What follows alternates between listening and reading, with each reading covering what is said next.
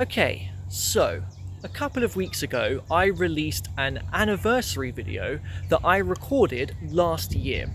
And in that video I said that at some point over the next year I would like to do a walk in Southampton. Well, I didn't. I did go Portsmouth though, so I thought there's no time like the present to finally give an explore of the other historic dockyard city in southern England. So let's finally go for a walk in Southampton. And I start at Southampton Airport Parkway, where I'm kind of surprised Parkway is included in the name, because it's not like Luton Airport Parkway, where the airport's about a mile away from the station. It's right here. But in fact, when the station first opened, it was called Southampton Airport in 1966. Then it became Parkway in 1986, until eventually it was Airport Parkway in 1994. There did actually used to be an entirely different station on this site, one called Atlantic Park Hostel Halt, in reference to an actual hostel on the site of what is the airport today, where migrants would stay before travelling by ship over to North America. Now the hostel closed in 1931, but the station remained until 1950. I feel this is a bit of a weird station for an airport. I'm quite surprised that it has no ticket barriers, to be honest. And my first destination today is Lakeside Country Park, and I've not parted ways with the trains yet because there is a miniature steam railway in this park.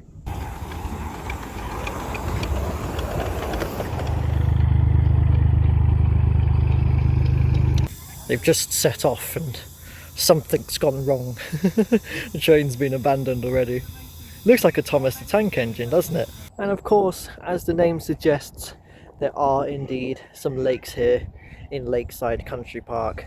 I'm starting to really learn on these walks just how many former gravel pits have been turned into lakes and opened up in areas like this. And I'm going to be leaving the country park at the other stop along the miniature railway, Monk's Brook, in reference to an actual brook that's nearby. We may see that later. I was wondering whether it was worth travelling on. Actually, I think the prices were different at the other stop, which was just called Parkway, by the way, because you don't actually get a view of the lakes. But I have just noticed that there is a tunnel up there, which would be quite cool to pass through. In fact, here it is, the Monk's Brook, just as I'm leaving the country park. I'm passing by St. Nicholas's Church, and I've just noticed that on the tower there's a one-hand clock. I don't think I've seen one of them before, and I'm questioning the usefulness of it. Just down the road from the church lies the Silver Lake Stadium, which has been the home of Eastleigh Football Club since 1957. I'm noticing that there is a airplane logo, and it does seem like the airport is more in the area of Eastleigh rather than Southampton, but I guess that's just because it's named after the more major place nearby.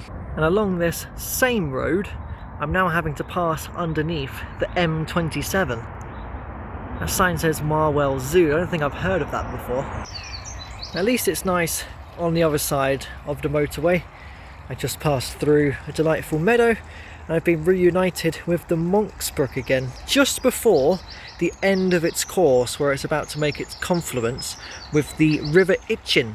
This has been a nice little section alongside the Monk's Brook, but it's now passing underneath the railway, which might mean that there is a station nearby.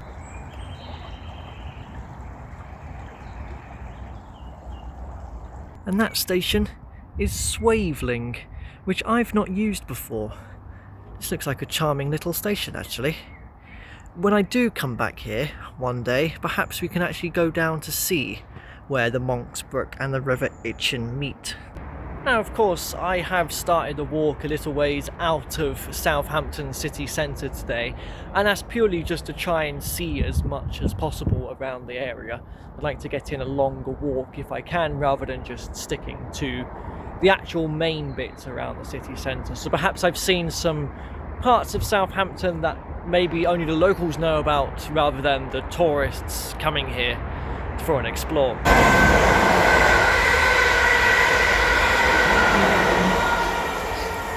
I am starting to near Southampton now though.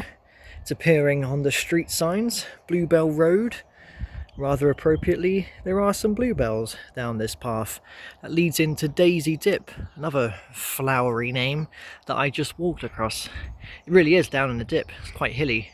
So I would say it's here where I'm starting to now come across the sights of Southampton, as I've got the huge, expansive Southampton Common here, which will lead me down into the city itself. And it's nice to have a huge green space like this where I don't have to come across roads for a while. There are still some roads crisscrossing the common, including a graffiti tunnel that I just took to pass under one of them, which was quite nice actually. It's actually really nice just to see how well used Southampton Common is. Very popular today on a sunny Sunday with lots of families about. It's great to see really. Now there did actually used to be a zoo on Southampton Common. The site of it nowadays is just behind me and it's a wildlife centre. But it was here from 1961 to 1985, but there was local protests held due to the poor conditions some of the animals were kept in, which led to the closure. And I think there was also a race course on here at some time as well, and I know that part of the common has also been converted to a cemetery. But there is still a huge open area, and it's taken, well, I'd say a good half an hour to kind of walk the full length of it really. Obviously I've stopped for a couple of photos and video clips. So continuing south into Southampton, I'm passing right along Asylum Green, which I think kind of gives the game away. There probably was an asylum around here at some point.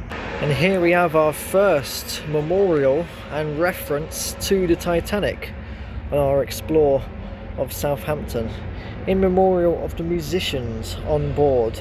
And of course there is the classic story that they remained on the ship right up until it sunk, playing music to calm passengers.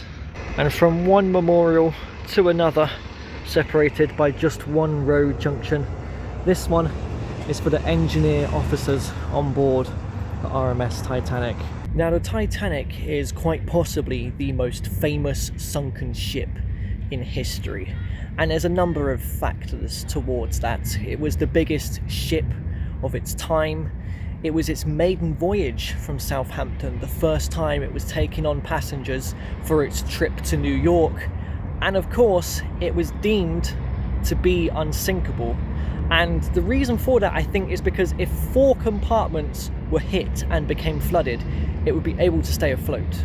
But unfortunately, I think it was 5 or 6 that the iceberg struck, which ultimately led to its sinking in the middle of the Atlantic.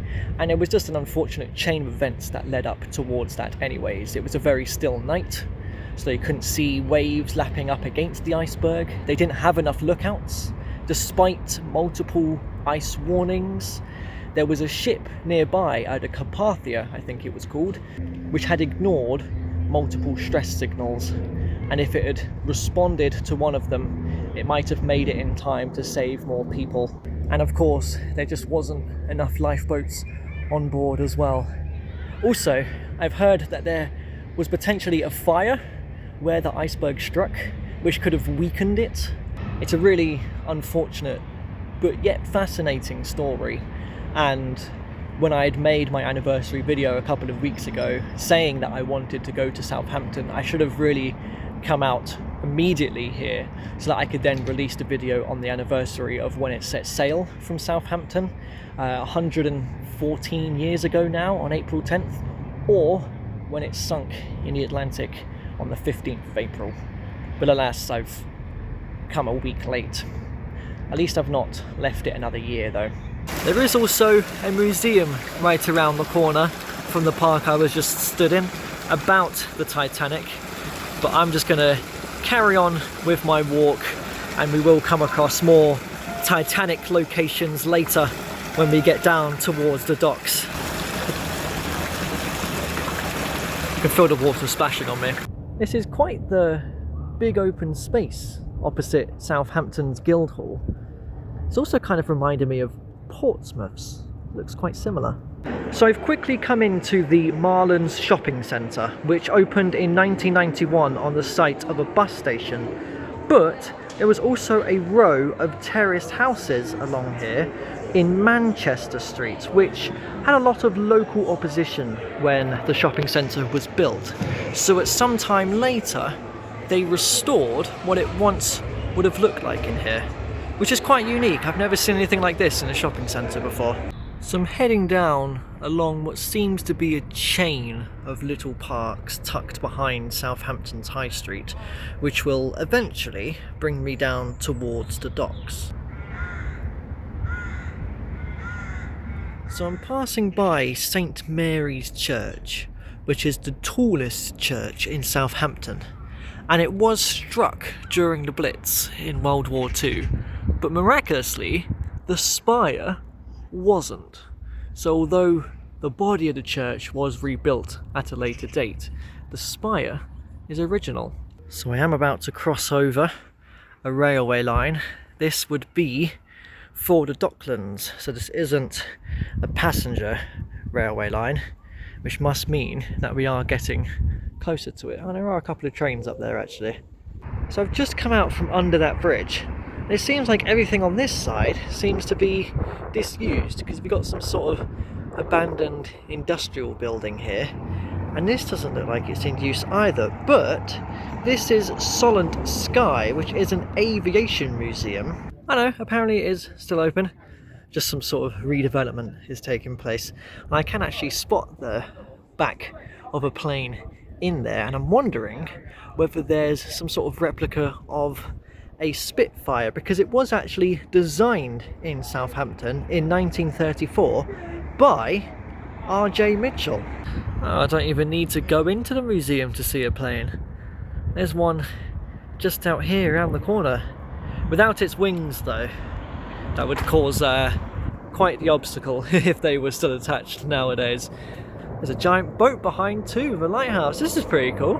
Oh, I hear a plane again. That's definitely for, rather fittingly, going to Southampton Airport.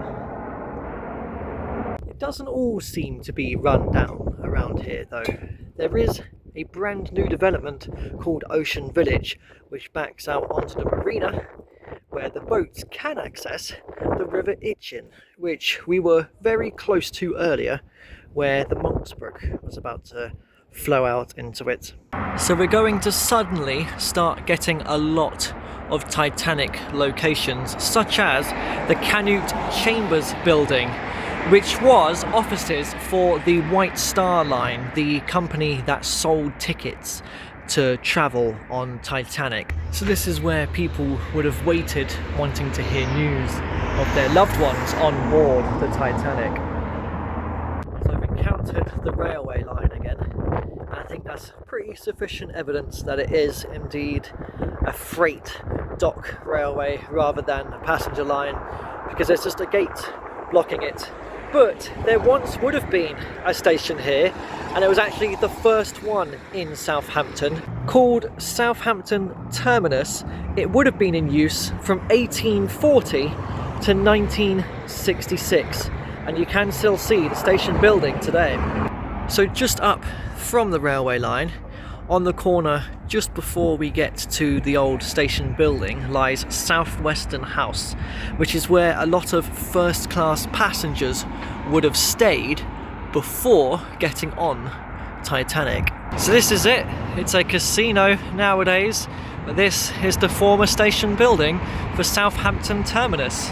There's a great plaque that tells you the history as well. Quite a massive station. Well, I guess it has to be if it was the main one in the city. And opposite the former station lies Oxford Street. No, not the one in London, although rather fittingly there is the London Hotel here, which is a rather lovely old pub. There's one pub down here though, which I've wanted to look out for, and that is the Grapes. And there's even a depiction of the Titanic up there. A lot of people would have been in here the morning that Titanic set sail. Some of them a little bit too long that they ended up missing the ship which ultimately could have saved their lives. There's even a third pub along here called the White Star, in obvious reference to the White Star Line. That's a rather trendy little street, that.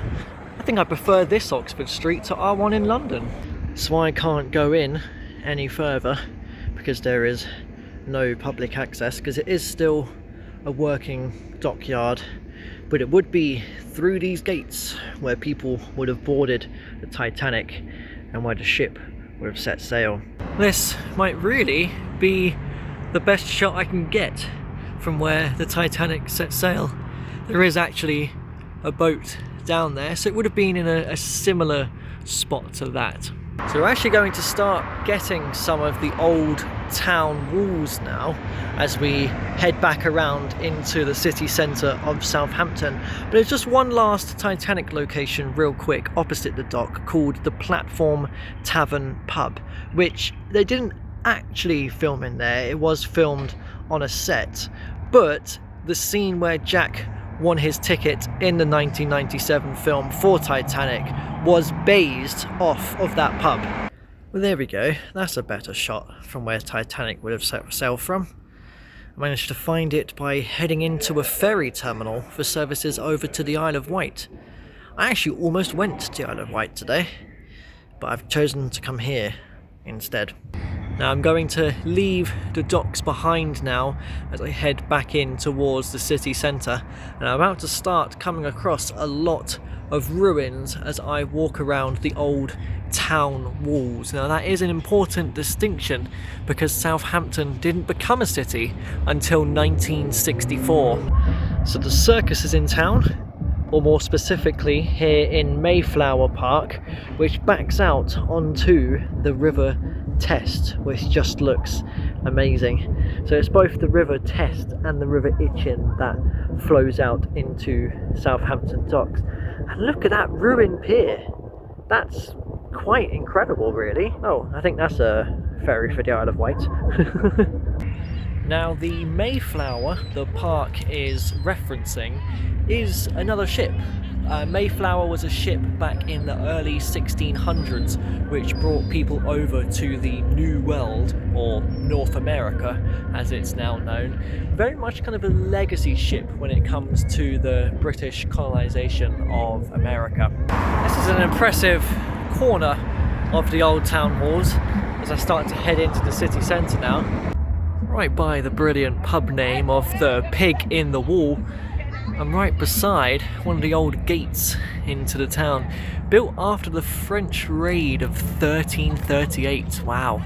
Now it's along this stretch that all your focus might be on the very old town walls, and not a rather basic looking wall opposite, but there's a plaque here that calls it the D-Day Wall, and American soldiers deployed here during World War II have graffitied their names onto the wall, and it remains here to this day. So it's at this point around the town walls where Southampton Castle would have been, an old Norman castle, and there is a break in the wall here. There's a bunch of flats, which makes me wonder whether this spot was perhaps bombed during the war and then they had built these afterwards in the space left. And then weirdly, this side of the walls didn't really feel that historical at all. Well, until you come across a Tudor house, which is quite impressive. And there's a little sign down there saying it's Southampton's oldest museum, and it's a cafe. And this is quite a nice open square. Now I'm unsure about the gap in the town walls, but what was definitely a victim of the Blitz here in Southampton was Holyrood Church, which dated from 1320, but now just the tower remains.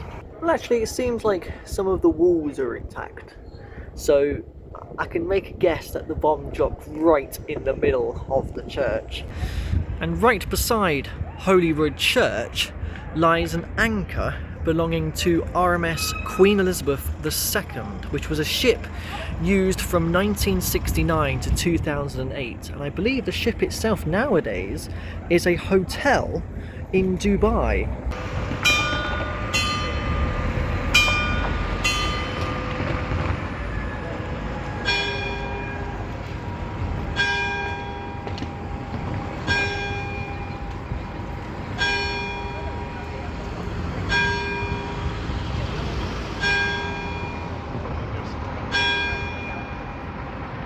So I've walked on up to Bargate, which is quite possibly the most impressive of the former Southampton town gates.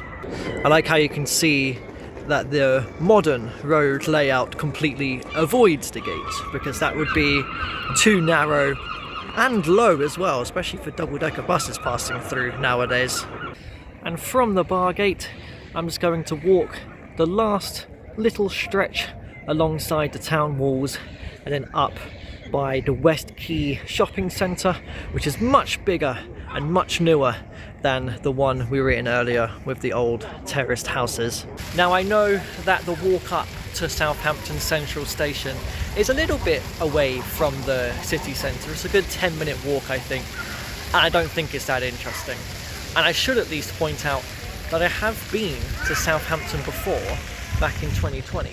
I was taking a random trip out on the trains, trying to stop at as many stations as possible around the Southampton area, and I got off a stop called St Denis, and I walked across Southampton Common, came down to the Bargate and walked past Central Station, but I didn't use it. I came to Southampton and didn't use its busiest station. I instead walked up beside the railway to Millbrook, where there was actually a permit to travel machine, and I don't know if I've printed the last one that ticket machine ever printed or something, because it came out sideways and then the machine went out of service afterwards. And so of course I was going to have to come back to Southampton at some point to use Central Station, so what better time to do it than to give the entire city a much more detailed explore, because I saw so much more of it today than I did last time. I didn't go down towards the docks or anything, so I've really enjoyed today. It's been a lot of fun. I don't know what sort of route I'm taking to reach the station. I'm in some sort of emergency exit behind a car park. The glamours of Southampton. So nice and historical until you need to go home. I mean, look, there's even an old Toys R Us there. They went out of business quite a few years ago. They have come back now, though. You can tell how old this place is, because look at the look at where the shopping carts would have been. That's become overgrown.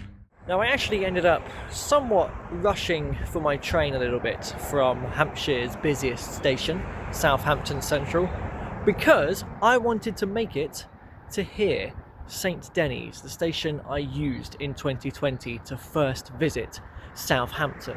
And that is because I just didn't have a station sign photo to add to my collection. So I made sure to come here, wait 12 minutes for the train behind. I'm now going to have to change again at Eastleigh. I can't go the simple way home and just get one direct train to London, no.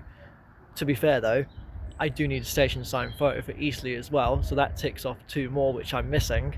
I don't remember the station being as big as it was. I remember the Red Bridge, but I don't remember it having 4 platforms. It's actually quite nice. I did have time to note though that Southampton Central has some rather nice mosaics across the footbridge. They were quite nice to have a very quick look at. And thank you for coming along with me on that explore of Southampton today. It's a place I've wanted to do a more in-depth explore of for quite some time, and it was a fantastic walk. I really like it.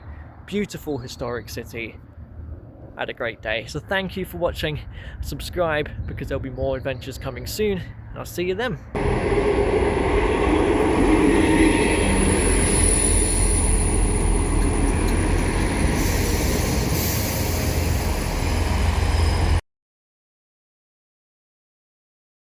Called Southampton Terminus.